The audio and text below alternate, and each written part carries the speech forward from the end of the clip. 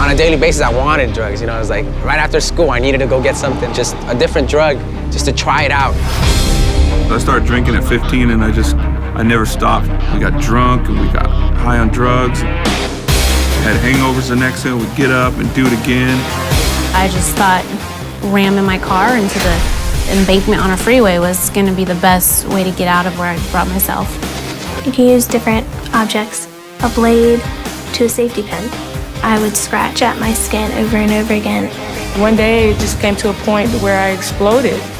I knew I was breaking the law and I knew that I was ruining other people's lives, but frankly, I didn't care. I just remember just like growing up going, you know, why is my life like this?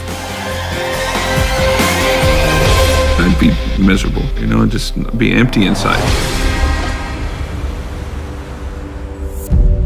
Watching my mom cry and just seeing that, man, she really wanted me to change. I really had no feelings anymore. It was kind of like, well, too bad. If my mom cries, she cries. And when I thought about that, I was like, what's wrong with me? Like, I've gone cold-hearted. The pastor, he's like, you know, if you hang out with Christ and talk to him, and then all the stuff in your life will start to fall away one by one. It's his job to get rid of it. I just said to myself, you know what? I'm tired of having last times, and I'm tired of feeling awful. I'm tired of being tired of myself. I didn't like myself, so I didn't want to like others. And I just thought, Lord, if there's any help. In one of my journals, I saw where just 2 pages are just dribbled with blood.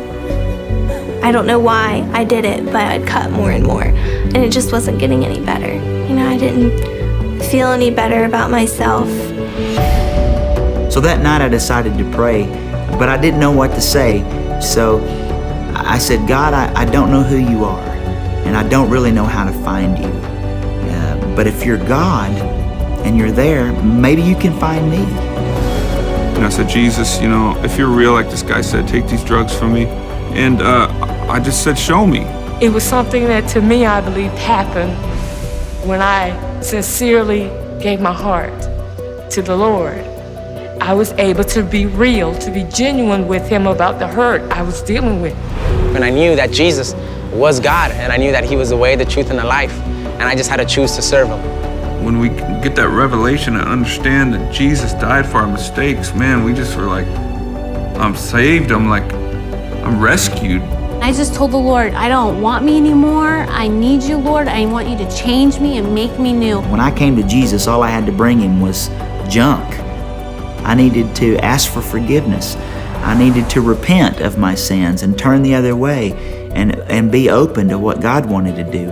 I think about how I would cut on my wrist and Jesus was nailed there, you know, and that was his scar that he had, but he didn't have to. Jesus Christ says, hope is possible, it's there, it's very much alive.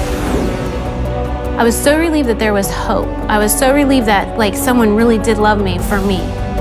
There's no words that can describe the peace and the contentment.